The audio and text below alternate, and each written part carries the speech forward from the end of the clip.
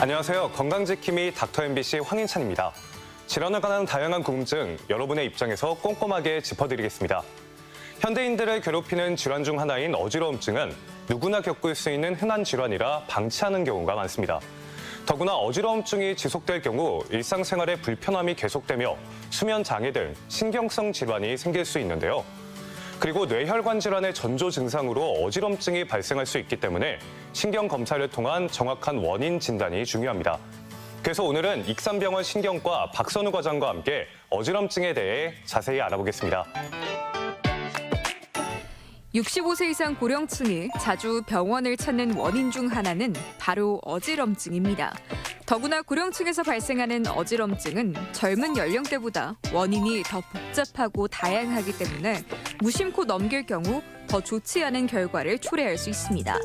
그래서 오늘은 신경과 전문의 박선우 과장과 함께 어지럼증에 대해 알아보겠습니다.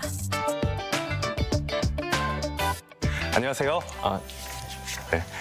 일상생활에서 어지럼증을 호소하는 경우가 많잖아요. 근데 워낙 원인이 다양하기 때문에 이 원인과 질환을 정확하게 파악하는 건 좀 어렵다고 하던데 사실인가요? 맞습니다. 어지럼증은 10명 중에 1명이 호소할 정도로 굉장히 흔한 증상입니다.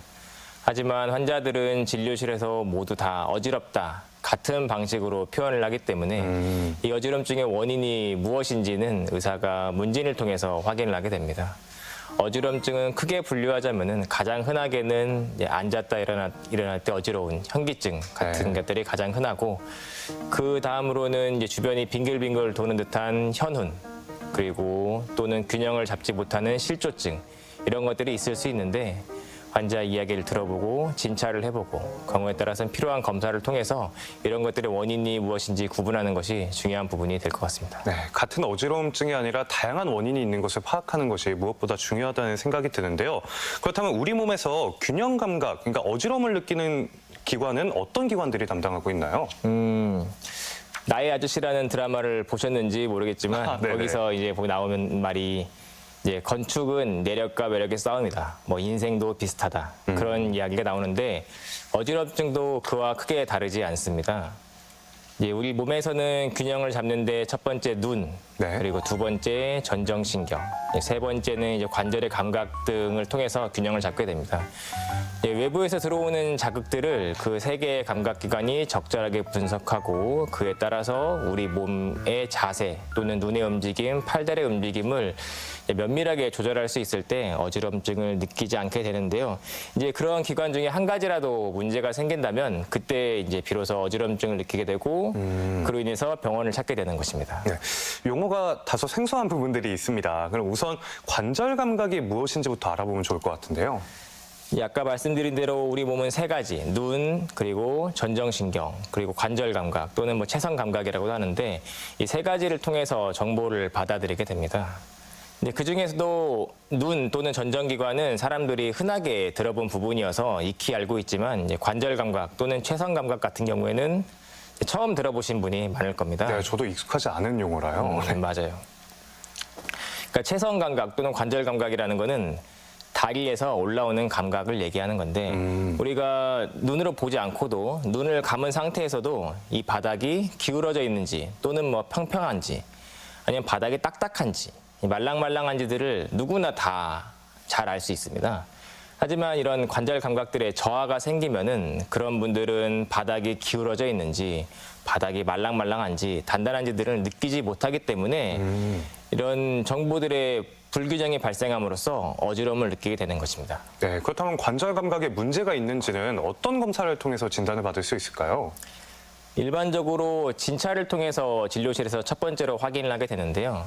가장 많이 쓰는 방법은 이제 진동기라는 도구가 있습니다. 진동을 일으키는 도구인데 그것을 손끝 또는 발끝에 대보아서 얼마나 감각이 떨어져 있는지를 확인할 수 있고요. 그리고 두 번째로는 이제 발가락과 손가락을 위아래로 움직여 보면서 이게 위로 올라가 있는지 밑으로 내려가 있는지 환자분한테 눈을 감고 맞춰보라고 합니다. 그러면 일반적으로는 당연히 잘 맞출 수 있을 것 같지만 심한 당뇨 환자나 다른 질환이 있는 환자분들은 이걸 꽤나 헷갈려 하시는 모습이 구분이 있습니다. 좀 어려우시군요. 맞습니다. 그러면은 이제 진찰에서 이분은 관절 감각이나 좀 체성 감각에 문제가 있을 수 있겠다라는 생각이 들고 이에 대한 객관적인 평가를 하기 위해서 신경전도 검사를 시행하게 됩니다. 네, 아까 당뇨와 같은 기저질환이 있으신 분들이 좀 이 능력이 떨어질 수 있다라고 얘기를 해주셨는데요. 그럼 관절 감각에 문제가 생기는 또 대표적인 원인들에는 그런 기저질환들이 있는 걸까요? 네, 앞서 말씀드린 대로 가장 흔한 상황이 당뇨가 오래된 환자분들입니다. 당뇨가 오래되면은 당뇨로 인해서 말초신경에 손상이 생길 수 있는데요. 네, 그러한 상황을 두고서 당뇨병성 다발신경병증이 생겼다라고 이야기를 합니다. 네. 이 당뇨로 인해서 여러 가지 신경 손상이 생길 수 있지만 가장 영향을 많이 받는 다리로 가는 신경이 기능이 떨어지면서 앞서 말씀드린 것과 같이 바닥이 평평한지 말랑말랑한지 단단한지 그런 감각들을 느끼지 못하게 됩니다. 그러다 보니까 당뇨 환자분들이 외래에 와서 거의 공통적으로 하시는 얘기는 발바닥이 먹먹하다 또는 바닥을 디뎠을 때 모래를 밟는 것 같은 느낌이다. 이런 얘기들을 주로 많이 하시게 됩니다. 네, 이렇게 관절 감각에 문제가 생겼을 때 간단하게 치료할 수 있는 방법은 또 아닌 것 같긴 합니다. 어떻게 해결할 수 있을까요? 일반적으로 당뇨가 가장 흔하기 때문에 당뇨 환자들에 있어서는 가장 중요한 건 혈당을 아주 적극적으로 조절을 하는 것입니다. 네. 혈당이 잘 조절되지 않으면 신경의 기능에 저하가 반복적으로 발생할 수밖에 없고 그렇다면 증상의 호전이 좀 어렵기 때문에 철저한 혈당 관리가 제일 중요하겠습니다. 그 이외로는 이제 약 처방을 통해서 증상 호전을 도모할 수 있고 또는 신경을 보호하기 위한 약을 추가로 처방하기도 합니다. 그리고 투약 이외에도 이제 생활에서도 어지럼증에 도움이 될 수 있는 부분이 있을 수 있는데 전정 재활 치료를 통해서 이제 어지럼증의 호전을 꾀할 수 있습니다. 그리고 또한 어지럽다고 가만히 방에 누워 있거나 앉아 있기보다는 의식적으로 걷기 등의 활동을 유지하는 것이 어지러움 개선에 도움이 됩니다. 네, 다음은 전정기관과 관련된 질환에 대해서 알아보면 좋을 것 같은데요. 대표적으로 어떤 질환들이 있을까요? 전정기관의 질환들부터는 이제 모든 분들이 좀 친숙한 질환들이 나오게 되는데 이석증 또는 전정신경염 이런 것들이 가장 대표적인 질환으로 볼 수 있고 외래에서도 흔하게 볼 수 있는 질환입니다. 네, 그렇다면 먼저 전정기관의 구조 및 역할에 대해서 한번 알아보겠습니다. 전정기관은 다음과 같이 되어 있습니다. 전정기관은 전정신경염을 일으키는 전정신경 그리고 이석증과 관련된 세반고리관으로 이루어져 있습니다. 그 이외에도 다양한 구조들이 있지만 이제 그 두 가지 구조들이 질환을 일으키는 가장 대표적인 기관이 되겠습니다. 전정기관이 우리 몸에서 하는 역할이 있는데요. 전정기관에서는 우리 몸의 자세를 유지하는 역할을 합니다. 물론 우리 몸이 기울어져 있는지 아니면은 바로 서 있는지를 느끼는 기관들도 있지만 가장 대표적으로는 우리 고개의 움직임에 따라서 눈의 움직임을 조절하는 역할을 합니다. 우리는 걸어가면서도 휴대전화 화면을 볼 수 있고 흔들리는 차 안에서도 책을 볼 수 있습니다. 네. 그럴 수 있는 이유는 다 이 전정기관 때문인데요. 전정기관에서 우리 고개의 움직임을 감지를 하고 그것을 뇌로 보내고 뇌에서 눈의 각도를 어느 정도 움직임에 맞춰서 조절을 해주기 때문에 우리가 대본을 보고도 이렇게 고개를 이렇게 흔들어도 흔들림 없이 글씨를 잘 볼 수 있는 이유가 이 전정기관의 기능을 해주고 있기 때문입니다. 그러면 흔들리는 곳에서 특정 휴대폰이나 책을 오래 봤을 때 어지러움을 느끼는 것도 그 기관과 관련이 있겠네요. 맞습니다. 어지러움이나 멀미를 느끼는 것도 당연히 이런 전정기관의 기능과 밀접한 연관이 있습니다. 네, 그렇다면 이석증에 대해 좀 더 자세히 알아보겠습니다. 이게 귀에 돌이 생기는 질환인가요? 아니면 어떤 질환일까요? 이석증은 외래에서 가장 흔하게 볼 수 있는 질환인데요. 귀 안에는 이석이라는 일종의 돌이 존재합니다. 돌이라고 해서 눈에 보일 정도로 그렇게 큰 돌은 아니고요. 원래 있군요. 맞습니다. 이 돌은 이제 전정기관 안쪽 벽에 붙어서 우리 몸의 자세를 유지하는 데 도움이 됩니다. 우리 몸이 기울어져 있는지 중력의 영향을 얼마나 받고 있는지를 이 이석이라는 기관을 통해서 감지를 하게 되는데요. 살다 보면 이 이석이 특별한 이유 없이 떨어지게 됩니다. 애석하게도 사실 나이를 들면 떨어집니다. 아이고야. 네. 네. 경우에 따라서는 10대, 20대 같은 경우에는 머리를 세게 부딪히면 이석이 떨어지기도 하는데요.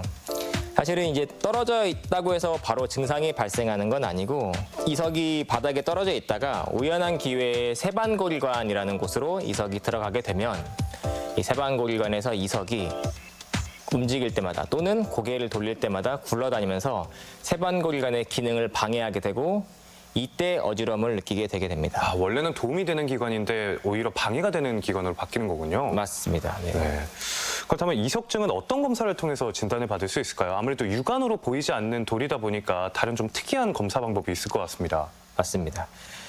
흔히들 어지러움이 있을 때 CT나 MRI를 찍으면 원인을 알 수 있겠다라고 생각하고 외래를 오시는데요. 네. 근데 사실은 외래에 왔을 때 가장 먼저 보는 거는 이제 눈의 움직임을 봅니다. 이제 이석은 안진을 통해서 확인함으로써 진단할 수 있습니다. 안진이라는 거는 눈떨림이라는 건데 눈이 이제 한 곳을 응시하지 못하고 계속해서 뭐 위로 또는 왼쪽으로 오른쪽으로 이렇게 떨리는 증상을 얘기를 합니다. 이석이 들어갈 수 있는 곳은 오른쪽, 왼쪽 뭐 여러 군데가 있을 수 있지만 대표적으로는 좌우에 각각 두 곳입니다. 네. 수평 반고리관과 후반고리관 두 곳이 있는데 이 각각의 곳에 이석이 들어갔을 때 보이는 특정한 눈의 움직임이 있어서 이러한 눈의 움직임을 통해서 아, 이석이 있구나. 이석이 있으면은 어느 곳에 위치해 있구나를 판단할 수가 있는 것입니다. 네. 그렇다면 이렇게 이석증이 있다고 판단이 됐을 때 치료 방법은 또 어떻게 될까요? 치료 방법은 세반고리관에 들어간 이석을 어지럽지 않은 곳으로 옮겨주는 것입니다. 이제 이석이 귀 밖으로 나올 수 있으면 좋겠지만 이 귀의 구조상 귀의 밖으로 나올 수는 없고 세반고리관에서 빠져나와서 어지럼증이 발생하지 않는 곳으로 이석을 옮겨주는 것만으로도 증상은 크게 호전될 수 있습니다. 네. 그래서 대표적으로 사용하는 방법들이 이제 그림에 보이는 것처럼 이제 애플리 방법이라는 건데 이 이외에도 굉장히 다양한 부분에서 다양한 방법으로 해결을 할 수 있지만 가장 대표적인 방법입니다. 그러면 이렇게 돌을 빼고 나면 그 돌이 다시 들어가면 안 되는 곳으로 들어가는 경우는 없나요? 맞습니다. 그러니까 우연치 않게 세반고리관에 이석이 들어간 것처럼 이제 빼낸 이후에도 다시금 우연치 않게 들어갈 수 있습니다. 이제 귀 밖으로 아예 이석을 제거하는 게 아니다 보니까 살다 보면 다시금 이석증이 생길 수 있는데요. 네네. 실질적으로 이 이석이 재발하는 것을 예방할 수 있는 방법은 없지만 살다가 이제 또 어지러움이 생긴다면 다시 또 외래를 찾아야 될 것이고 이제 그때 다시 처치를 받아야 될 것입니다. 네. 그러면은 살면서 이런 이석을 뭐 무한정 계속 반복하게 되냐? 사실 그건 또 그렇지 않은데요. 네. 귀 안에 림프액이라는 게 차 있어서 그 림프액 안에 이석이 오랫동안 있다 보면은 림프액 안에서 이석이 녹아서 사라지게 됩니다. 그러면 이제 다시금 이석증이 생기지 않는 시기가 올 수 있는데 애석하게도 MRI나 CT에서 이런 이석이 있는지 없는지를 확인할 수가 없기 때문에 증상이 오랫동안 발생하지 않으면 아, 이석이 녹아서 사라졌구나라고 추측할 수 있습니다. 원래는 필요한 기관이라고 하는데 이렇게 하니까 정말 좀 애물단지로 전락하는 것 같기도 합니다. 다음은 전정신경염에 대해서 알아보면 좋을 것 같은데요. 이건 어떤 질환일까요? 전정신경염은 이석증 다음으로 이제 외래에서 흔히 볼 수 있습니다. 전정신경염은 전정신경의 일시적인 기능 이상을 일으키는 질환입니다. 네네. 원인은 아직까지는 명확하게 잘 모르지만 살다 보면 누구라도 한 번쯤은 겪을 수 있는 증상 중에 하나입니다. 이석증과 가장 구분되는 점은 이석증은 세반고리관 안에 이석이 움직일 때만 증상이 발생하기 때문에 오히려 가만히 있을 때는 괜찮은데 누워서 고개를 돌리거나 이럴 때 어지러움을 주로 호소를 합니다. 네. 하지만 전정신경염은 전정신경 기능의 문제이기 때문에 자세에 상관없이 어느 자세를 하더라도 지속적인 눈의 움직임의 이상과 어지러움, 오심, 구토를 유발하게 됩니다. 가만히 있어도요? 맞습니다. 네. 전정신경염은 그러면 어떤 전조 증상을 보일 때 검사를 한번 받아봐야겠구나라고 생각할 수 있을까요? 전조 증상은 사실은 특별하게 느낄 수 없는데 일상생활 중에도 갑자기 발생할 수 있고 그리고 앞서 말씀드린 것과 같이 어지럼증이 자세에 무관하게 지속적으로 어지럽다라고 하면은 눈의 움직임 확인을 위해서 외래를 방문이 필요하고 네. 이석증인지 전정신경염인지 구분을 하고 바른 처치를 받게 되면 되겠습니다. 그렇다면 전정신경염으로 판단이 됐을 때 치료는 또 어떻게 진행되는지도 궁금합니다. 이석증은 이석을 옮겨주는 적극적인 처치가 필요했다면 전정신경염은 사실은 시간이 지나면 자연히 호전되는 질환입니다. 하지만 가만히 뒀을 때 환자분이 어지러움이 너무 심하고 메스껍고 토할 같은 증상이 너무 심하다면 병원에 입원을 해서 증상을 호전시켜주는 주사를 맞는다든지 네. 경구약을 처방받음으로써 증상의 호전을 도움을 줄 수 있습니다. 그렇다면 어느 정도 기간 사이에 좀 천천히 좋아지는 걸까요? 일반적으로는 이틀이나 3일 정도 있으면 빠르게 좋아지는 편인데요. 좀 오래 가시는 분은 1주에서 2주 정도 가기도 하고 경우에 따라서는 좋아진 이후에 한 5일 정도 또는 뭐 일주일 사이에 갑작스럽게 증상이 나빠진 시기도 있을 수 있습니다. 네, 이렇게 불편함을 호소하신다면 좀 빠르게 입원을 하시는 것도 좋은 방법인 것 같은데요. 근데 전정기관도 재활 운동을 통해서 증상이 호전될 수도 있다고요? 맞습니다. 전정 재활이라는 게 있는데요. 사람은 적응의 동물이라는 말이 있지 않습니까? 네네. 이제 모든 상황에 사람은 잘 적응을 하는데요. 안경 쓰시는 분들은 모두 다 동감을 하겠지만 어릴 때 시력이 자주 변할 때 안경을 새 안경으로 바꾸면은 처음에는 너무나 어지럽고 어지럽잖아요. 맞습니다. 네, 바닥이 올라와 보이는 것 같고 비틀비틀거리고 너무나도 불편하죠. 그래서 저도 딱 안경을 처음 맞췄을 때는 이거 오히려 잘못 맞춘 거 아닌가? 그런 착각도 한 적이 있었습니다. 맞습니다. 그런데 그 안경을 뭐 하루 이틀 쓰다 보면은 어느샌가 내 것처럼 이제 편해지게 됩니다. 눈이 바뀐 것도 아니고 안경이 바뀐 것도 아닌데 왜 그렇게 편해졌을까요? 그건 바로 뇌가 그 상황에 적응을 하기 때문인데요. 이와 마찬가지로 전정기관의 기능이 이상이 있다고 하더라도 뇌가 이에 적응한다면은 어지럼증이 회복이 좋아질 수 있는 것입니다. 근본적인 원인 치료가 되지 않는다고 하더라도 전정 재활을 통해서 어지럼증이 좋아질 수 있는 기회가 있는 것이죠. 그렇기 때문에 당뇨와 같은 영구적인 신경 손상이 있는 경우에도 앞서 말씀드린 것처럼 전정 재활 치료를 한다면 어지럼증이 좋아질 수 있습니다. 대표적인 전정 재활 운동에는 이제 양쪽 물체를 왼쪽을 보고 오른쪽을 보고 왼쪽을 보고 오른쪽을 보고 번갈아 가면서 볼 수도 있고 그리고 걸어가면서 고개를 좌우로 흔들면서 걷는 것도 도움이 될 수 있으며 물체를 공중으로 던졌다 받는 연습을 하는 것도 모두 다 전정 재활 운동 중에 한 가지입니다. 네, 재활에는 도움이 되지만 만약에 공원을 고개를 좌우로 흔들면서 돌아다닌다고 하면 조금 시선을 받는 거는 감안을 해야 될 것 같습니다. 네. 그렇다면 이 중추성 어지러움은 또 어떤 부분과 관련이 있는 질환일까요? 지금까지는 이제 팔, 다리, 그리고 전정기관 또는 뭐 아직 얘기하진 않았지만 눈의 문제 이런 것들이 어지럼증을 일으킬 수 있다면 네. 중추성 어지럼증은 뇌의 문제를 이야기하는 것입니다. 뇌의 문제군요. 네네. 뇌는 팔다리, 전정기관, 눈에서 들어오는 정보를 모두 취합해서 적절한 결정을 내려서 눈의 각도 또는 팔의 움직임들을 한치 오차도 없이 조절을 하는 기관입니다. 당연히 그러한 기관에 이제 문제가 생긴다면 어지럼증이 생길 수 있고 그런 것들을 두고 중추성 어지러움을 얘기를 합니다. 하지만 이런 중추성 어지러움에는 뇌경색이나 뇌종양 같은 중대한 문제들이 있을 수 있어서 꼭 환자를 볼 때 염두에 두고 있어야 되는 부분 중에 한 가지입니다. 뇌경색이라는 게 사실 우리가 자주 듣는 질환 중에 하나잖아요. 근데 이게 또 중추 어지러움과 관련이 있다니까 어떤 질환으로 연결이 되는지도 궁금합니다. 뇌경색이라는 건 기본적으로 뇌에 혈액이 공급되지 못해서 생기는 질환입니다. 뇌로 가는 혈관이 막히게 되면 뇌에 혈액이 가지 못하고 혈액이 가지 못하면은 해당 부위에 뇌가 손상이 되면서 증상이 발생하는 것이 뇌졸중입니다. 네. 또는 뇌경색이라고도 하는데 이런 뇌경색이 주로는 손에 발생했을 때 어지럼증을 느끼게 됩니다. 손에 발생하는 뇌경색은 주로 두 가지 특징을 보이게 되는데요. 첫 번째는 일반적인 어지러움과 달리 두통을 동반하게 됩니다. 앞서 말씀드린 전정신경염이나 이석증 같은 경우에는 심하게 어지럽고 토도 많이 하지만 환자한테 머리가 아프시나요? 물어보면 대부분은 머리가 아프진 않다고 하시는데 손에 뇌경색이 발생한 경우에는 어지러움과 더불어서 두통을 유발한다는 게 특징적인 소견입니다. 그리고 두 번째는 어지러움에 비해서 걸음을 너무 못 걷습니다. 네. 전정신경염이나 이석증은 굉장히 심하고 겉으로 봐서는 매우 어지러워하지만 정작 환자를 걸어보라고 하면은 물론 잘은 못 걷겠지만 어느 정도 걸을 수 있습니다. 그러니까 운동신경에는 크게 문제가 없군요. 맞습니다. 중추성의 문제가 아니기 때문에 비교적 걸음 걷기는 좋은데 손에 뇌경색이 발생하면은 어지럼증은 비교적 심하지 않음에도 불구하고 걸음을 못 걷고 비틀거리고 실조증을 심하게 일으키는 것이 두 번째 특징 중에 한 가지입니다. 이런 뇌경색이 의심될 때는 빠르게 응급실을 방문해야 하지만 빠른 시기에 해결을 하고 후유증 없는 생활을 할 수가 있습니다. 네. 또 이렇게 어지러움증이 계속된다면 뇌종양까지도 한번 의심해 보면 되나요? 맞습니다. 대표적으로는 이제 청신경종 같은 종양들이 있을 수 있고 그 이외에 손해에도 종양이 발생할 수 있어서 종양도 염두에 두어야 됩니다.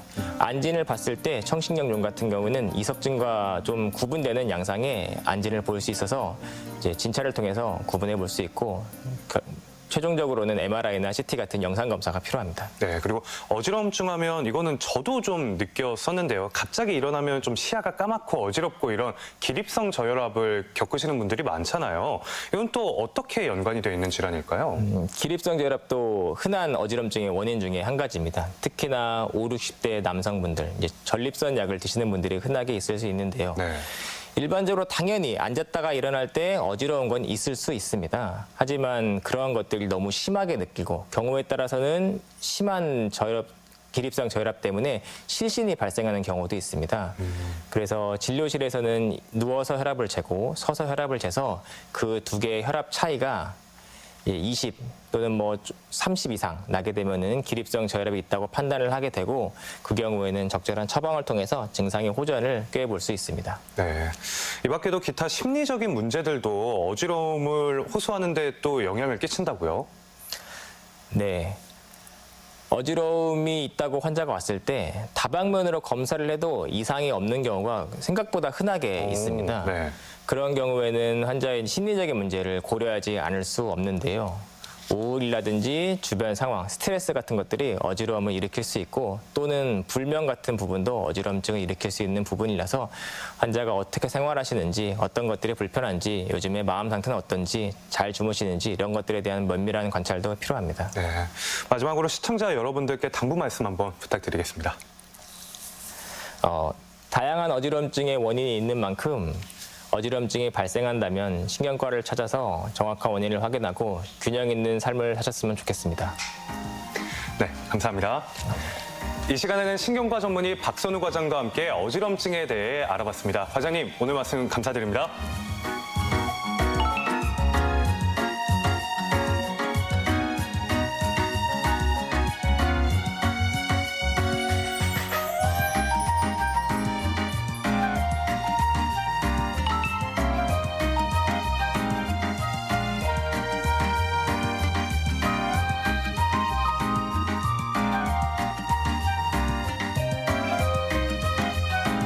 가끔 구취 때문에 의사소통에 어려움을 겪게 되는 경우가 있습니다. 분명 방금 양치를 했는데도 입안이 텁텁하고 개운하지 않을 때가 있는데요. 그래서 칫솔도 3개월마다 분기별로 교체하는 것이 좋고 치아 사이에 낀 음식 찌꺼기는 치실을 이용해 반드시 제거하는 것이 중요합니다. 그리고 양치를 할 때 치아는 물론 혀에 쌓여있는 세균들도 깨끗하게 닦아줘야 하고요. 또 평소에 구강이 마르지 않도록 충분히 수분을 섭취해주는 것도 입냄새 제거에 도움이 된다고 합니다. 그리고 이 밖에 건강과 관련해 궁금증이 있다면 전주 MBC 홈페이지에 질문 남겨주시길 바라겠습니다. 닥터 MBC가 여러분의 궁금증을 해결해드리겠습니다. 저희가 준비한 소식은 여기까지입니다. 다음 주 이 시간에 다시 찾아뵙겠습니다. 고맙습니다.